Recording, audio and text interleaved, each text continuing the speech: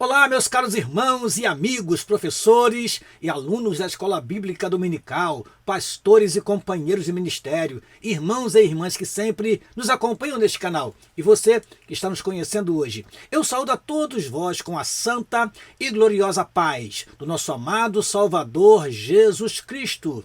Eis-nos aqui para mais uma vez trazer para você mais uma lição da Escola Bíblica Dominical. Nesta oportunidade falaremos sobre a lição de número 4, que é intitulada A Confirmação de uma Promessa. Lição número 4 do segundo trimestre de 2026, no qual estamos estudando sobre homens dos quais o mundo não era digno, o legado de Abraão, Isaque e Jacó. Repetindo, homens dos quais o mundo não era digno, o legado de Abraão, Isaque e Jacó.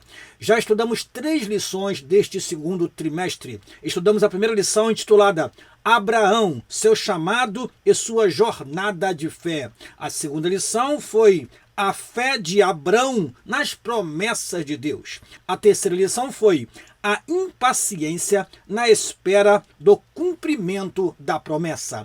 E agora falaremos sobre a confirmação de uma promessa. Meu caro professor e aluno, se você quiser acessar uma dessas lições que nós já deixamos para você aqui, aproveite, vá no nosso canal e busque a lição 1, 2 ou a lição 3 que você por acaso não tenha estudado, meu caro aluno, porventura trabalhou ou não pôde estar presente. Eis aí no nosso canal as lições para você assistir e ficar a par do que foi tratado nas lições anteriores. E agora, antes de prosseguir, eu quero pedir a você que deixe o seu like, por gentileza, e que compartilhe esta aula com outros professores e alunos da Escola Bíblica Dominical. Dito isto, nós queremos orar ao Senhor, pedir a Ele que nos abençoe durante a exposição desta aula. Ore comigo, por favor. Pai, em nome de Jesus, te agradecemos a oportunidade que temos de, através deste canal, transmitir a teus filhos mais uma lição da Escola Bíblica Dominical. Desta feita, a lição de número 4, que fala sobre a confirmação de uma promessa. E eu quero te pedir, Senhor, a tua direção, que o teu Espírito nos oriente naquilo que iremos falar e que teus servos possam guardar, praticar, ensinar a tua palavra com veracidade, com autoridade. Assim oramos e te agradecemos em nome de Jesus. Amém e amém. Vamos então, irmãos, sem mais delongas, começar a nossa aula. E sempre começamos com o nosso texto áureo. O nosso texto áureo se encontra no livro de Gênesis, ou livro do Gênesis, capítulo 17, versículo 7, o versículo que diz: E estabelecerei o meu concerto entre mim e ti, e entre a tua semente depois de ti, em suas gerações, por concerto perpétuo, para te ser a ti por Deus, e a tua semente depois de ti. Repetindo, e estabelecerei o meu concerto entre mim e ti, e a tua semente depois de ti, em suas gerações, por concerto perpétuo, para te ser a ti por Deus e a tua semente depois de ti. Gênesis capítulo 17, versículo 7. A nossa verdade prática diz assim: Deus é fiel para cumprir tudo aquilo que nos prometeu. Repetindo, Deus é fiel para cumprir tudo aquilo que nos prometeu. Vamos então agora ao texto que é a base da nossa lição, a leitura bíblica em classe, que se encontra no livro de Gênesis, capítulo 17, versículo 1 a 9. Gênesis 17, versículo 1 a 9 é o que leremos agora. Diz assim a palavra do Senhor: Sendo, pois, Abrão da idade de 99 anos, apareceu o Senhor a Abrão e disse-lhe: Eu sou o Deus Todo-Poderoso, anda em minha presença e sê perfeito, e porei o meu concerto entre mim e ti, e te multiplicarei grandissimamente. Então caiu Abrão sobre o seu rosto, e falou Deus com ele, dizendo: Quanto a mim, eis o meu concerto contigo e serás o pai de uma multidão de nações. E não se chamará mais o teu nome Abrão, mas Abraão será o teu nome, porque por pai da multidão de nações te tenho posto. E te farei frutificar, grandissimamente, e de ti farei nações, e reis sairão de ti. E estabelecerei o meu concerto entre mim e ti, e a tua semente depois de ti em suas gerações, por concerto perpétuo, para te ser a ti por Deus, e a tua semente depois de ti. E te darei a ti e a tua semente depois de ti a terra de tuas peregrinações, toda a terra de Canaã, em perpétua possessão, e ser-lhes-ei o seu Deus. Disse mais Deus a Abraão: tu, porém, guardarás o meu concerto, tu e a tua semente depois de ti, nas suas gerações. Amém. Vamos aos objetivos da nossa lição. Primeiro objetivo: mostrar que Deus mudou o nome de Abrão e Sarai. Mudou de Abrão para Abraão e de Sarai para Sara. Segundo objetivo: apresentar a confirmação do concerto de Deus com Abraão. E terceiro objetivo: explicar o pacto perpétuo da circuncisão.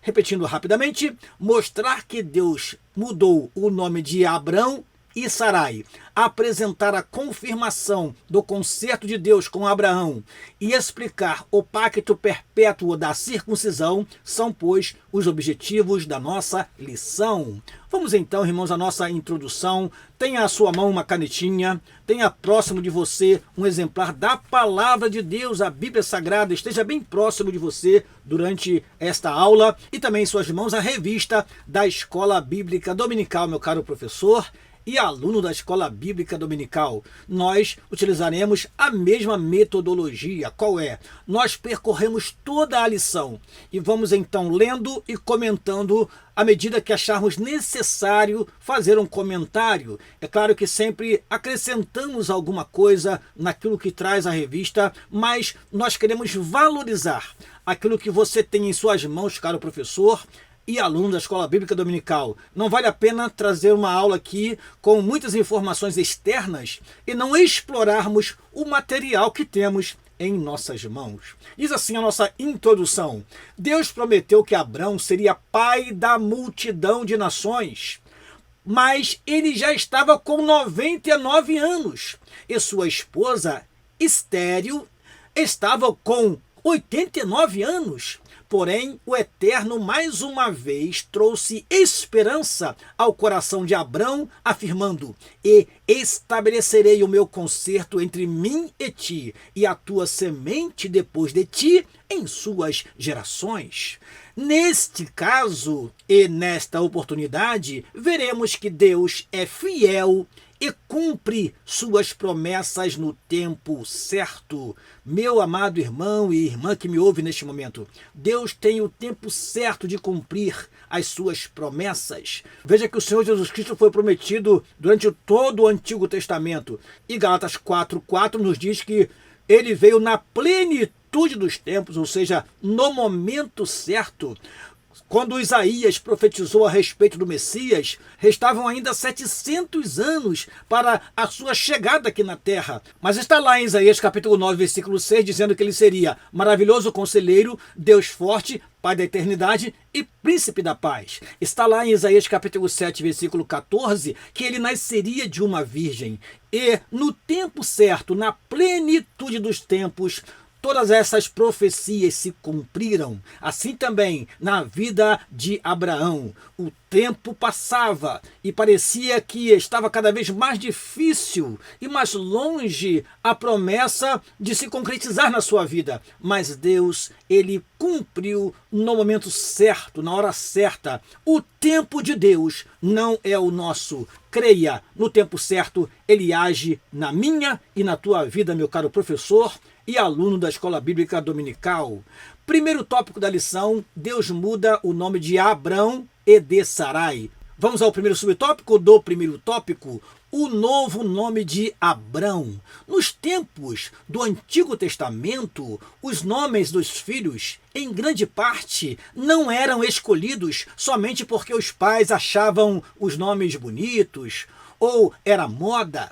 Existiam vários fatores que influenciavam na escolha, como, por exemplo, a vontade de Deus. as circunstâncias na hora do nascimento, como foi o caso daquela criança que recebeu o nome de Icabô ou Icabote, que significa foi-se a glória, porque naquele momento a arca do Senhor foi tomada, e então foi dado este nome a esta criança que nasceu naquele exato momento. Ou seja, as circunstâncias na hora do nascimento determinavam também os nomes dos filhos, ou até mesmo as características físicas do bebê, como no caso de Esaú, que nasceu ruivo e bem cabeludo. Gênesis capítulo 25, versículo 25. No caso de Abrão, seu nome original significava Pai exaltado. Porém, diante do plano de Deus em sua vida, esse nome não parecia adequado, e o Senhor lhe mudou o nome para Abraão, confirmando que seria pai de multidão, e pai de multidão de nações.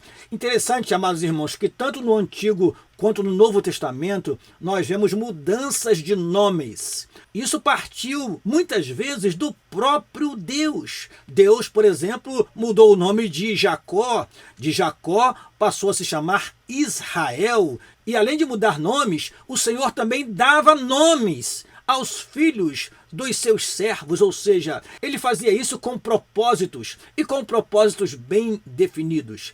Abrão, pai exaltado, agora seria Abraão, pai de multidão de nações. Continuando, o segundo subtópico do primeiro tópico, o novo nome de Sarai.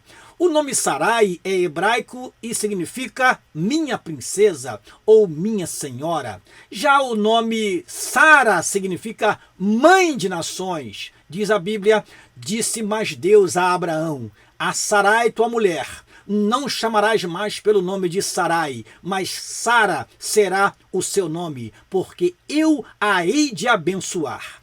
E te hei de dar a ti dela um filho, e a abençoarei, e será mãe de nações, reis de povos sairão dela. Gênesis capítulo 17, versículo 15 e 16. Podemos ver por intermédio da vida de Abraão e Sara que Deus promove mudanças significativas na vida daqueles que nele confiam e atendem ao seu chamado. O nome de Sarai também foi mudado pelo próprio Deus, porque ele tinha interesse de fazer de Abraão um pai de multidão de nações e de Sara a mãe de nações. Por isso que os judeus têm Sara como a mãe da nação judaica. Prosseguindo, terceiro subtópico do primeiro tópico. O pai da fé riu diante da promessa. Parece que o tempo deixou o coração de Abraão fragilizado, pois ao ouvir novamente a promessa divina,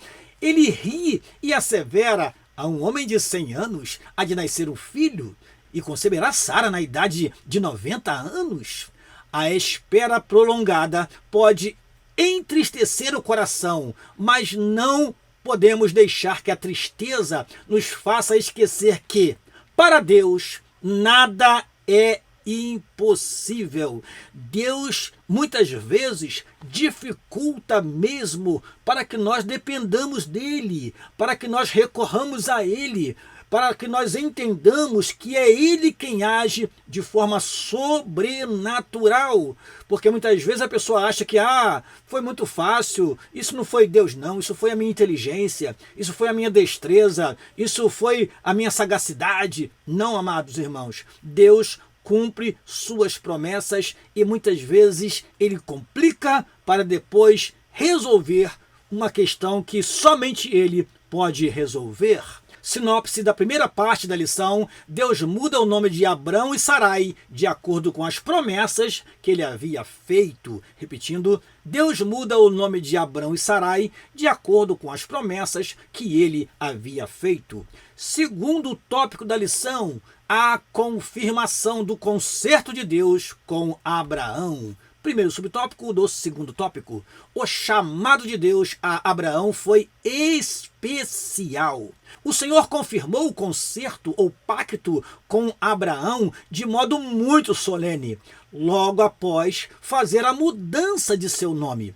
Podemos ver por toda a Bíblia Deus estabelecendo pactos, ou seja, alianças, concertos. Mas sabe o que significa um pacto? Segundo o dicionário bíblico Baker, é um acordo de compromisso que continha promessas e obrigações específicas. Por isso que nós temos na Bíblia muitas alianças e concertos. Aliança de Deus com Abraão, aliança de Deus com Noé, aliança de Deus com Davi, aliança do antigo pacto da lei e a aliança do Calvário em Cristo Jesus, nosso Senhor. Por isso que quando nós ceamos, nós sempre falamos, este é o sangue da nova aliança, do novo concerto que o Senhor fez através do sangue derramado na cruz por nossos pecados.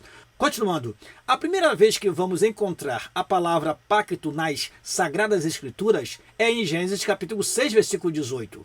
No Novo Testamento, a palavra pacto significa literalmente novo concerto. É o concerto feito através do sangue de Jesus Cristo que morreu na cruz para nos salvar. No Antigo Testamento, Deus estabeleceu alguns acordos, mas é no Novo Testamento que uma nova promessa e um novo acordo são estabelecidos por intermédio de Jesus Cristo, o Filho de Deus. É importante que tenhamos uma exata compreensão do concerto de Deus com os patriarcas, Abraão, Isaque e Jacó, a fim de que aprendamos como Deus quer que vivamos em aliança inquebrável e perseverante com Ele. Ou seja, as alianças, os concertos do Antigo Testamento são para nós ensinamentos de como devemos nos portar diante do novo concerto, diante da nova aliança. Através do sangue de Jesus Cristo nós somos redimidos, somos comprados e temos então participação no reino de Deus. Agora fazemos parte da igreja do Senhor Jesus Cristo. E essa aliança firmada no Calvário nos trouxe a salvação e nós precisamos zelar por ela. Assim como os antigos servos de Deus zelaram pela aliança, pelo concerto, pelo pacto que Deus fez com eles, nós também devemos fazer o mesmo em nossos dias. Segundo subtópico do segundo tópico, qual o objetivo do concerto com os patriarcas? O propósito único e supremo era trazer salvação, não apenas a uma nação Israel, mas a toda a raça humana. Deus havia prometido que abençoaria todas as famílias da terra por intermédio de Abraão. O concerto de Deus foi dado ao povo de Israel para que eles pudessem ser a luz dos gentios. Deus nunca teve a intenção de privilegiar somente um povo. Não, amados. A graça de Deus era e é para todas as nações. Vemos que esse concerto foi executado com êxito por meio de Jesus Cristo e seus discípulos, que depois da sua ressurreição, ou seja, da ressurreição de Jesus Cristo e sua ascensão ao céu, transmitiram o evangelho por todo o mundo. É importante notar algo aqui, amados irmãos. Alguns podem dizer, mas no Antigo Testamento, Deus só falava com os hebreus, Deus só tratava com os hebreus. Sim, é verdade, mas desde o Antigo Testamento está registrado que o povo de Deus seria um exemplo para as outras nações. Seria um povo peculiar? Sim, está em Êxodo capítulo 19, versículo 5, o seguinte, Êxodo 19, versículo 5. Agora, pois, se diligentemente ouvirdes a minha voz e guardardes o meu concerto, então sereis a minha propriedade peculiar dentre os povos, porque toda a terra é minha. Ora, propriedade peculiar dentre os povos, mas toda a terra é do Senhor. Todos os povos vieram dele. Continuando o texto, versículo 6. E vós me sereis um reino sacerdotal. Ora, por que Israel seria um reino sacerdotal? Para que as nações fossem a Israel e ali buscasse o Deus verdadeiro. Continuando, um reino sacerdotal e um povo santo. Estas são as palavras que falarás aos filhos de Israel. Então, o povo de Deus no Antigo Testamento era luz dos gentios. Eles deveriam sim dar um exemplo de povo santo e, através do seu testemunho, atrair as outras nações. E é claro, você que é estudante da escatologia bíblica deve estar lembrando agora: Pastor Daniel, é isso que vai acontecer durante o milênio? Sim, durante o milênio, a nação de Israel vai ser verdadeiramente a luz dos gentios, porque cumprir-se-á a promessa feita por Deus. Continuando então, vamos para o terceiro subtópico do segundo tópico, o conserto e as promessas.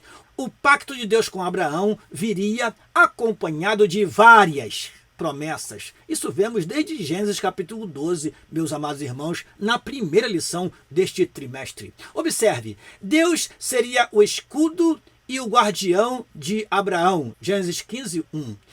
Lhe daria muitos descendentes, Gênesis 15, 5, e a terra de Canaã como herança, Gênesis 15, 7. Ou seja, Deus está aqui confirmando a sua promessa. Por isso que o título dessa lição é A Confirmação de uma Promessa. Continuando, o Senhor também tem um pacto conosco em Jesus Cristo, e a sua maior promessa e bênção para nós é a salvação da nossa alma.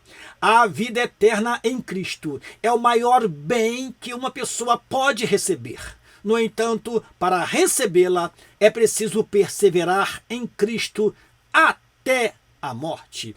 Diz a Bíblia: ser fiel até a morte e dar-te-ei a coroa da vida. As promessas que Deus tem para a sua igreja não se restringem a este mundo, não.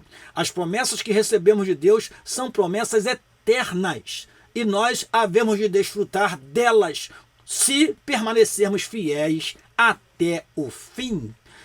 Sinopse da segunda parte da lição: Deus confirma seu concerto com Abraão. Repetindo, Deus confirma seu concerto com Abraão. Terceiro e último tópico desta lição, o pacto perpétuo da circuncisão. Vamos lá, primeiro subtópico do terceiro tópico. Todo macho será circuncidado. Na renovação do concerto de Deus com Abraão, ele inclui o pacto da circuncisão.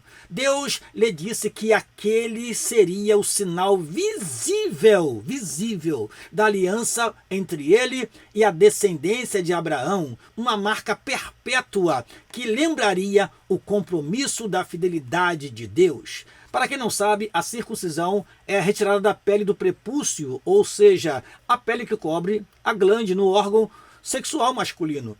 Então, era algo na carne, é algo que ficava marcado na vida daqueles homens, de tal modo que havia naquele tempo os circuncidados, que eram descendentes de Abraão, e os incircuncisos, os que não eram descendentes de Abraão. Isso nos faz lembrar de Davi quando falou a respeito de Golias. Quem é este incircunciso para afrontar os exércitos do Deus vivo? Então, a circuncisão se constitui numa marca na carne de que eles tinham um pacto com Deus. Segundo subtópico do terceiro tópico, quando deveria ser feita a circuncisão? O bebê do sexo masculino deveria ser circuncidado ao completar 8 dias de nascido. A circuncisão é feita entre os judeus até os dias de hoje, sendo realizada por especialistas e com o uso de anestesia. Sim, hoje temos estes recursos, mas naquele tempo não havia o recurso da anestesia nem do bisturi. Então imagina como não era difícil para aqueles homens ficarem alguns dias com a sua pele ferida, e aquilo se constituía numa marca para toda a sua vida. Continuando, terceiro subtópico do terceiro tópico, a circuncisão do coração. Em obediência à determinação de Deus, Abraão realizou esse ato em seu filho Ismael, quando este tinha 13 anos, e a todos os que estavam na sua casa. Ele próprio também foi circuncidado quando já estava com 99 anos de idade. E alguém pode perguntar, irmãos, mas para que isso? E o que isso representa para nós hoje? Irmãos, veja o que o comentarista fala para nós. Não podemos nos esquecer que a circuncisão física no corpo era inútil para aqueles cujo coração permanece incircunciso. É isso que o apóstolo Paulo fala aos romanos. Não adianta você passar pelo rito da circuncisão se o seu coração não está purificado, não está transformado, não pertence de fato a Deus. A circuncisão marcava aqueles que tinham pacto com Deus. Mas de que adianta ter uma marca na carne, mas o coração no interior não ter nenhum compromisso com Deus? E é isso que traz para nós um grande ensinamento no Novo Testamento. Aí alguém pode perguntar, mas como é realizada essa tal circuncisão no coração? Ela é realizada quando a pessoa ama ao Senhor por completo e entrega-se a Ele também por completo, ou seja, pertence de fato a Deus. Ora, a circuncisão física mostrava quem pertencia à descendência de Abraão, quem pertencia à nação israelita. E a circuncisão do coração mostra quem pertence de fato a Deus. Nós devemos nos lembrar aqui de João capítulo 4, versículo 24, que diz: os verdadeiros adoradores adoram ao Pai em espírito e em verdade. Pertencer a Deus não resulta de uma marca no nosso corpo, não, mas sim de um coração transformado e entregue a Deus por completo. Continuando, na nova aliança, somente a circuncisão do coração, mediante a graça e a fé em Jesus Cristo, é capaz de nos fazer levar uma vida de obediência e dedicação ao Senhor. Portanto, meus amados irmãos, pertencemos a Deus e temos direito às promessas de Deus, através da ação do Espírito Santo e através do sacrifício do Senhor Jesus Cristo na cruz por nós. Amém! Vamos então à sinopse da última parte da lição. O pacto de Deus com Abraão se tornou visível mediante a circuncisão. Repetindo, o pacto de Deus com Abraão se tornou visível mediante a circuncisão. Chegamos então à nossa conclusão, meus amados irmãos. Vimos nesta lição o pacto que Deus estabeleceu com Abraão e seus descendentes. Toda a humanidade seria abençoada por intermédio de Abraão e do pacto perfeito de Cristo no Novo Testamento. Ou seja, meus amados irmãos, todas as alianças e concertos do Antigo Testamento apontavam para Cristo. Todos os sacrifícios e ofertas do Antigo Testamento apontavam para Cristo, porque Ele é o pacto perfeito, Ele que realizou o plano perfeito de salvação para toda a humanidade. Continuando, a história de Abraão revela o amor e a misericórdia de Deus para com todos aqueles que têm fé. Sem fé, não podemos agradar a Deus e ver as suas promessas sendo cumpridas. Amém! Termino esta lição convidando você para a quinta lição do segundo trimestre de 2026, na qual estudaremos sobre o juízo contra Sodoma e Gomorra. E eu espero você aqui na próxima aula, meu caro professor e aluno da Escola Bíblica Dominical. Termino esta aula pedindo a você que continue orando por nós, para que continuemos deixando aqui para você este resumo, esta visão da lição, para que você possa lecionar, meu caro professor, com tranquilidade. Seja um professor dedicado, chegue cedo aos domingos na Escola Bíblica Dominical, leia a lição, faça suas devidas anotações e vá para a classe preparado, e Deus vai te abençoar grandissimamente. Aqui se despede seu amigo pastor Daniel Rosa Dutra e até a próxima aula, em nome de Jesus. Aliás, antes de ir, peço a você, deixe o seu like e compartilhe esta aula com outros professores e alunos. Amém e amém.